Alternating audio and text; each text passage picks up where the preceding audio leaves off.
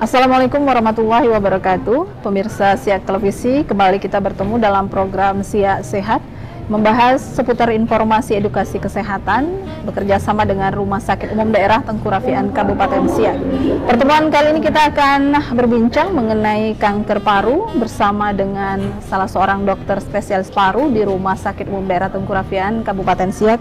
Beliau Ibu Dr. Erneti Aziz, spesialis paru, yang nantinya akan menginformasikan kepada pemirsa Siak Sehat bagaimana pemeriksaan ataupun langkah-langkah yang dilakukan dalam pengobatan dari penyakit kanker paru ini, dan nanti kita akan membahas lengkapnya bersama dengan beliau. Untuk itu tetaplah bersama kami dalam program Siak Sehat, hidup sehat, kebahagiaan kita bersama.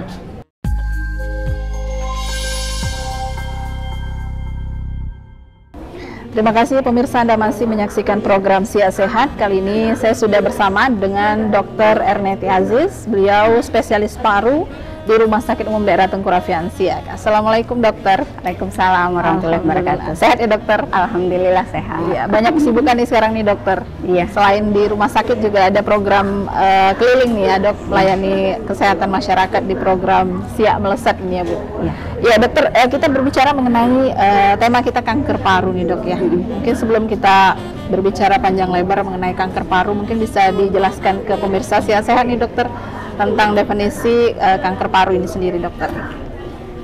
Ya, secara umum kanker itu adalah pertumbuhan abnormal dari sel-sel tubuh kita, ya. Kalau tumbuh kembang itu sel-sel yang normal, tapi pada kanker adalah pertumbuhan yang tidak normal, yang seharusnya tidak ada dia tumbuh.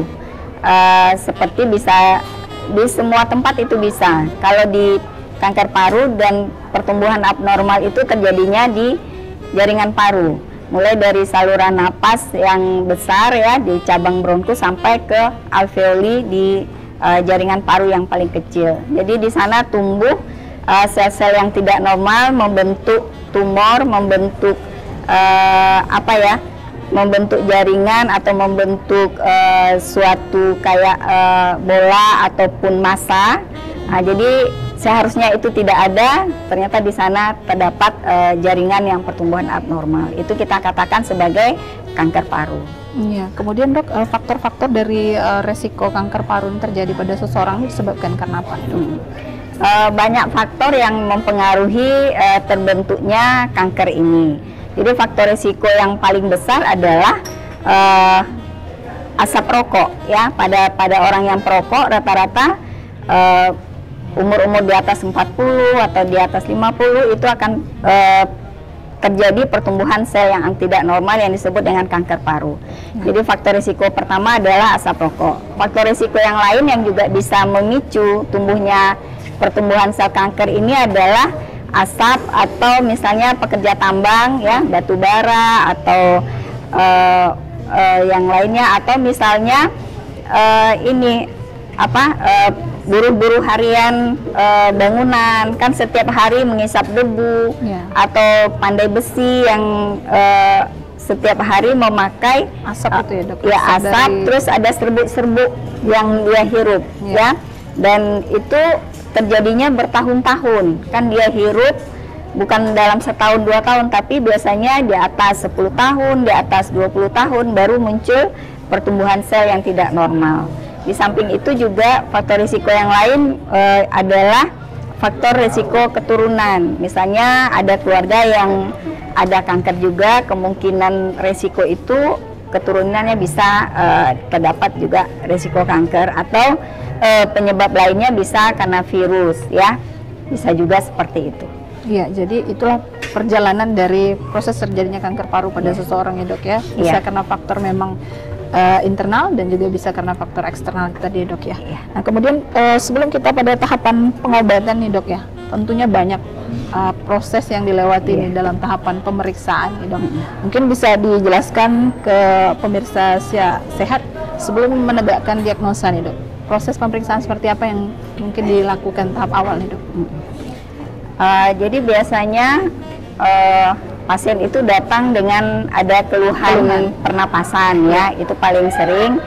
sama seperti penyakit paru lainnya, ada batuk, ada sesak, atau nyeri dada.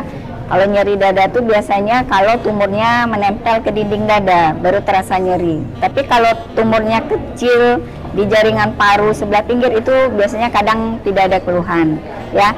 Kadang-kadang ketemu pas waktu medical check up, Iya. nah, ketemu ada nampak tumor sebesar biji telur puyuh misalnya dengan ukuran 2 cm atau 3 cm, atau yang besar, dia menimbulkan keluhan kalau seandainya mengenai kalau kena pembuluh darah besar yang di paru, itu bisa sindroma atau keluhan bengkak di leher karena bendungan, ya. Misalnya sel tumornya menekan pembuluh darah yang besar yang di leher. Jadi bagian dada dan leher itu bengkak, itu namanya sindroma vena cava. Atau misalnya kena di nervus persarafan ke daerah tenggorokan, atau di perjalanan dari persarafan itu bisa kadang-kadang suaranya serak.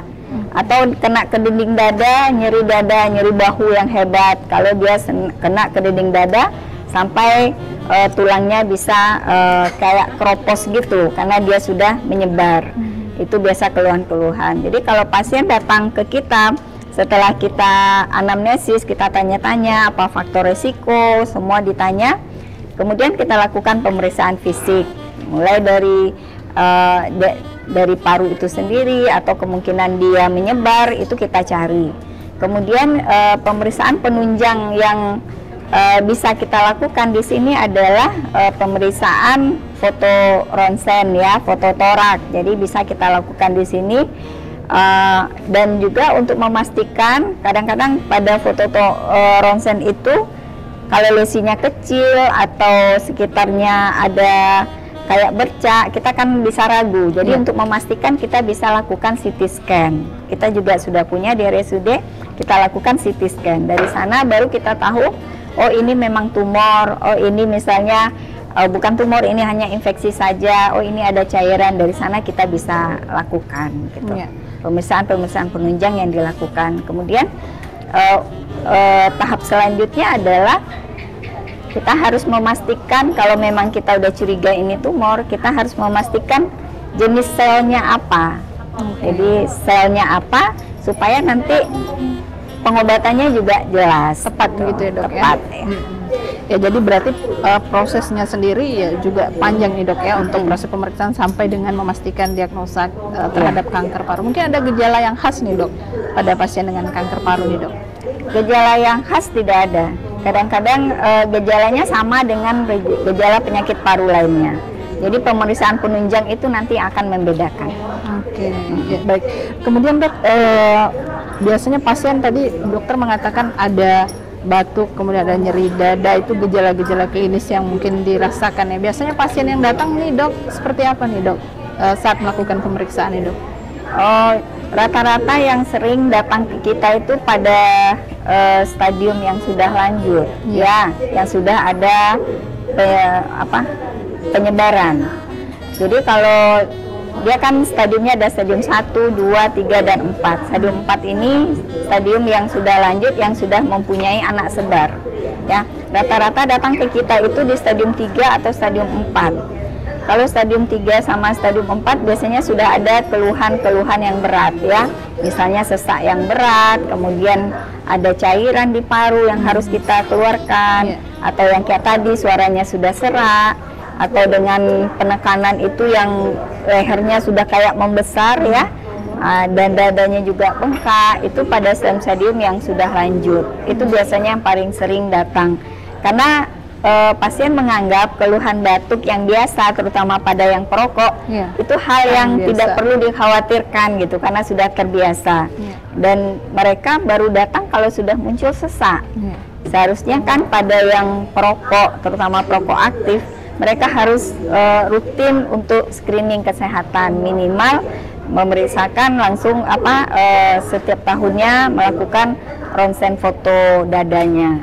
Jadi atau pemeriksaan dari dahak, ya, periksa di dokter patologi anatomi, melihat sudah ada nggak perubahan-perubahan sel saluran napas itu. Jadi tumbuh selnya itu kan ada perubahan dari sel normal terus ke tahap 1, tahap 2 sampai nanti ke tahap jadinya kanker.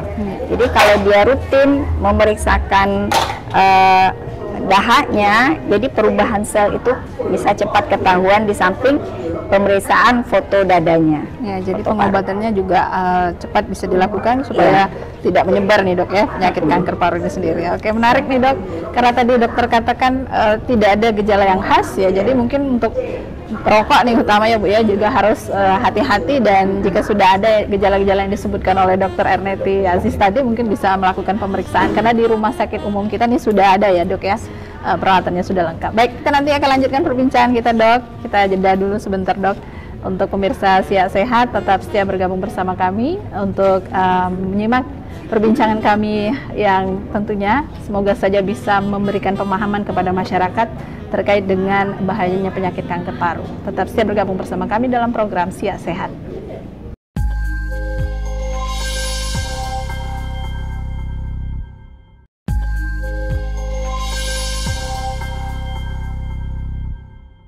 Terima kasih pemirsa Sehat Televisi masih menyaksikan program Siak Sehat bersama dengan Dr. Erneti Aziz, spesialis paru di Rumah Sakit Umum Daerah Tengkorak Siak.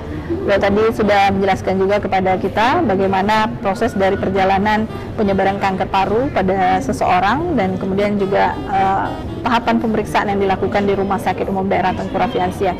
Dan dokter, kita tahu tahapan pemeriksaan ini tadi sudah panjang prosesnya begitu dok ya. Nah, untuk tahapan pengobatan pada pasien dengan diagnosa kanker paru ini seperti apa yang dilakukan oleh rumah sakit kita nih dok? Untuk pengobatan kita harus tahu dulu stadium-stadium tumor dan jenis sel kanker itu sendiri, sel tumor itu sendiri. Jadi untuk menentukan jenis kanker itu ada pemeriksaan seperti teropong ya, namanya bronkoskopi. Dan untuk pemeriksaan itu kita biasanya pasien kita rujuk ke RSUD Arifin Ahmad atau ke rumah sakit tipe A lainnya. Nanti setelah ketahuan jenisnya apa, jenis selnya apa, kemudian stadium berapa, baru ditentukan pengobatannya. Kalau masih stadium 1 dan stadium 2, itu biasanya pilihannya adalah operasi. Operasi itu dilakukan oleh dokter bedah torak vaskuler, yang kalau di sini adanya di RSUD Arifin Ahmad ya. Kalau ketemunya stadium 1 atau stadium 2, persiapan untuk operasi juga banyak. Jadi kita harus pastikan dulu memang tidak ada anak sebar dari sel kanker itu sendiri. Walaupun ukurannya kecil, itu tidak memastikan bahwa tidak ada anak sebar. Bisa saja ukurannya kecil, dia tidak ada menyebar ke otak atau menyebar ke tulang punggung atau ke dinding dada. Jadi harus dipastikan dulu memang tidak ada anak sebar. Pilihannya adalah stadium 1 dan 2 itu operasi. Kemudian sampel yang dapat itu tetap nanti akan diperiksakan ke bagian patologi anatomi. Kalau untuk stadium 3 dan stadium 4 itu pilihannya adalah kemoterapi dan radioterapi. Untuk kemoterapi itu ada beberapa persyaratan juga. Jadi untuk stadium 3 dia tidak operabel lagi, tidak bisa dioperasi lagi. Mungkin sudah mengenai pembuluh darah besar atau dekat ke dinding dada atau ke dekat persarafan misalnya, atau ukurannya yang besar yang tidak memungkinkan untuk dilakukan operasi. Jadi di situ hanya pilihannya adalah kemoterapi atau radioterapi, atau bisa dua-duanya sekali gabung. Misalnya setelah di radioterapi kan tumornya mengecil, baru dilakukan kemoterapi. Bisa juga pilihannya berbarengan. Jadi tergantung kondisi pasien dan tergantung jenis selnya nanti. Kemudian untuk kemoterapi itu sendiri ada persyaratan khusus ya. Jadi tidak semua pasien yang sudah stadium 3 kita kemoterapi, tidak. Jadi kemoterapi ini obat yang dimasukkan ke dalam badan. Bisa, kalau sekarang sudah ada obat yang tablet, sudah ada. Kalau dulu nggak ada, semuanya lewat jarum infus. Kalau sekarang pilihannya ada yang tablet dan ada yang lewat infus ya, tergantung tadi jenis selnya yang dapat. Kalau yang lewat tablet biasa diminum setiap hari. Tapi kalau yang lewat infus biasanya ada di satu kir ya. Satu kir itu bisa 4-6 kali dengan jarak 3 minggu. Jadi harus rutin ke rumah sakit untuk lakukan kemoterapi. Syaratnya adalah yang pertama, kondisi pasien itu harus fit. Kita lihat performance statusnya, minimal dia bisa mengurus dirinya sendiri, tidak perlu bantuan. Misalnya dia bisa makan sendiri atau bisa ke kamar mandi sendiri. Kalau seandainya dia di tempat tidur dan semuanya dibantu, berarti itu tubuhnya belum siap untuk kemoterapi. Dan kita lihat juga HB-nya, hemoglobinnya harus normal, harus di atas 10. Kalau hanya di bawah 10 mungkin dilakukan dulu transfusi. Juga dilihat sel leukositnya, sel darah putih harus normal. Kalau di atas normal kemungkinan dia ada infeksi sekunder, kita kasih dulu obat-obat untuk infeksi sekundernya. Atau misalnya trombositnya, faktor pembekuannya kita pastikan juga normal ya. Kalau seandainya tidak normal, kita normalkan dulu. Jadi ada persyaratan yang harus dipenuhi, termasuk dengan fungsi ginjal harus normal, fungsi hati harus normal, karena obat-obat itu sendiri yang namanya obat kemoterapi, dia membunuh sel yang tumbuh, takutnya nanti ada efek samping ke organ lain. Jadi memang betul-betul kondisi pasien itu bagus dulu, baru dilakukan kemoterapi. Ya baik pemirsa, itu tadi penjelasan dari Dr. Ernety Aziz terkait dengan persyaratan untuk melakukan kemoterapi. Ya sebenarnya masyarakat kita juga mungkin belum banyak mengetahui ini dok. Ketika mendapatkan langkah pengobatan kemoterapi ini banyak kemudian yang belum siap nih dok secara mental mungkin nih dok. Nah seperti apa nih dok? Jelaskan ke masyarakat kita bahwa apa sih sebenarnya manfaat dari melakukan kemoterapi ini dok? Jadi biasanya memang beberapa keluarga atau pasien sendiri langsung mengatakan saya nggak mau di kemo gitu ya kan. Jadi sepertinya ada momok dalam masyarakat mengatakan bahwa kemoterapi itu banyak menimbulkan efek samping yang tidak baik, terutama mual, muntah, rambut rontok misalnya, lemas. Makanya untuk memutuskan kemoterapi itu dipastikan kondisi pasien bagus dulu, baru bisa dilakukan kemoterapi. Tujuannya adalah supaya sel tumor atau sel kanker itu yang pertama tidak bertambah besar. Kemudian kita harapkan dia bisa mengecil, ya. Kalau seandainya dia menyumbat pembuluh darah besar atau menekan pembuluh darah besar, dengan dia mengecil tentu pembuluh ini tidak ditekannya lagi. Jadi keluhan-keluhan sesak atau nyeri itu bisa berkurang ya. Nah, kemudian yang ketiga adalah untuk misalnya kalau terjadi ada cairan di paru, dengan adanya kemoterapi produksi cairan itu bisa dihambat atau bisa berkurang gitu. Jadi tujuannya adalah yang pertama mengecilkan massa tumor dan menghambat, kemudian memperbaiki kualitas hidupnya. Biasanya pasien mungkin sesak, nggak bisa kemana-mana, dengan kemoterapi kita harapkan minimal dia bisa mengurus dirinya sendiri, bisa ke kamar mandi sendiri, bisa makan sendiri gitu. Jadi meningkatkan kualitas hidup pasien. Biasanya kita tetap edukasi ke pasien, mengatakan bahwa kemoterapi ini seperti apa ya, apalagi sekarang kemoterapi tidak harus lewat infus yang memang efek sampingnya ada dan kadang-kadang memang menimbulkan mual muntah. Tapi kalau muncul efek samping biasanya dokter akan memberikan antinya langsung. Kalau dia mual pasti dikasih obat anti mual, kalau dia muntah kasih obat anti muntah. Biasanya dibarengi supaya pasien tidak menimbulkan keluhan itu. Sekarang sudah ada juga pilihan kemoterapi yang tablet, yang efek sampingnya memang lebih sedikit ya, dan pasien tidak perlu dirawat inap, bisa rawat jalan. Jadi sekali sebulan ngambil obat ke rumah sakit, dan efek sampingnya juga lebih sedikit. Tapi ya itu tadi tergantung dari jenis selnya tadi ya dok ya. Tergantung dari stadium kankernya tadi. Stadiumnya dan jenis selnya. Sel kanker. Iya baik. Jadi ada pilihan ya untuk melakukan kemoterapi, dan tadi sudah dokter jelaskan manfaat dari melakukan kemoterapi terhadap pasien dengan kanker paru begitu ya dok ya. Nah, yang kita harapkan tentunya masyarakat kita nih dok bisa melakukan langkah preventif untuk pencegahan dari kanker paru ini sendiri dok. Ini mungkin yang terakhir nih dok, bisa dijelaskan ke masyarakat kita agar tentunya resiko kanker paru ini terjadi pada kita nih dok? Sebetulnya penyakit kanker paru ini bisa dicegah ya sebelum muncul. Yang pertama tentu dengan tidak merokok, karena kita lihat tadi faktor resiko yang utama adalah rokok ya. Jadi dengan tidak merokok itu sudah menurunkan resiko. Kemudian kalau misalnya bekerja di daerah-daerah yang banyak debu, banyak kayak di tambang atau pandai besi atau buruh harian misalnya, itu pakailah alat pelindung diri. Minimal harus memakai masker supaya debu-debu itu tidak masuk.